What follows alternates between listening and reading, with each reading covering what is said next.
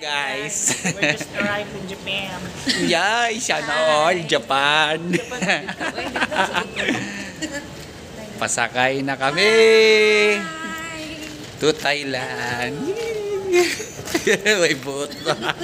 What's up? Kamusta guys? Lexicon here, back with another video. Ngayon, papunta kami ng Thailand for a quick vacation and dalagala na din. So, umalis kami from Vietnam and palipad kami papuntang Thailand through AirAsia. So far, okay naman yung experience namin sa AirAsia. Magkatulad lang din sa Cebu Pacific experience. And nung dumating na kami sa Thailand, ang haba ng pila sa immigration for stamping of passports.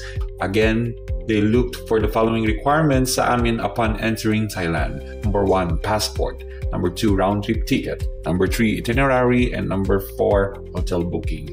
Walang maraming tanong ang immigration officer sa amin. As long as na-provide lang namin yung basic requirements, automatic ni-register nila kami doon sa database through biometric scanning and face recognition bago makalagpas doon sa kanilang booth. So far, maluwag yung airport nila pero konti lang ang bukas na mga stores nung panahong dumating kami sa Thailand. Kasi late night or parang hating gabi na kami dumating doon eh. And pagkatapos namin na makarating sa Thailand, pumunta na kami agad-agad sa accommodation namin para makapagpahinga. So ayan guys, stay tuned for more information with this video. What's up guys? Day 1 at Thailand! Woo! Right now, mapapunta kami ng Grand Palace.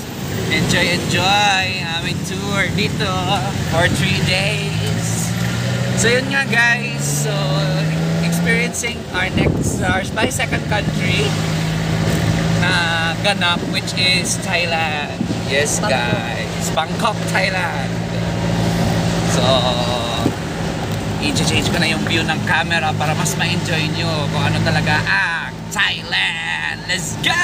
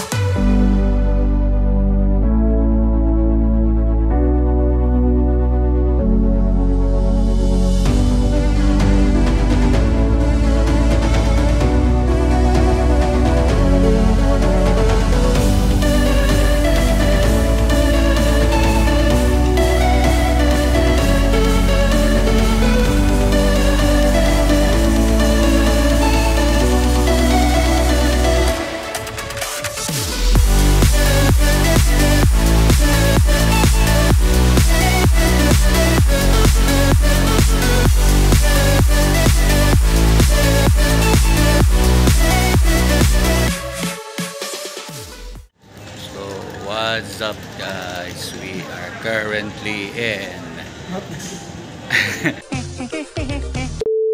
So what's up guys? We are here at Asagani.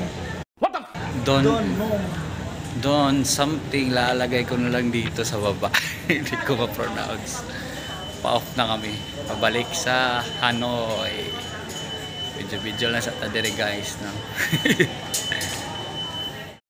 Dito nagtatapos ang ating adventure sa Thailand guys. Pagpasensya nyo na ako kung konti lang yung mga video clips na naipakita ko since limited lang yung oras namin pagpunta sa Thailand and pag-explore. And of course, overview natin sa Thailand. Super enjoying, super maganda yung experience namin pero nabitin lang kami since 3 days lang kami sa Thailand. And ayun nga, I'm planning to go back again sa Thailand very soon pag mayroon na tayong budget and meron tayong panggala. And ayun nga guys, dito lang natin tapusin yung video. Thank you so much for watching. Thank you for supporting. Don't forget to like, subscribe, and share this video para naman matulungan nyo ako ma-reach ang 1K subscribers and meron tayong pag-giveaway pag nakarating tayo ng 1K subscribers. Yun lang muna guys. Thank you so much and hope to see you on my next vlog. Paalam!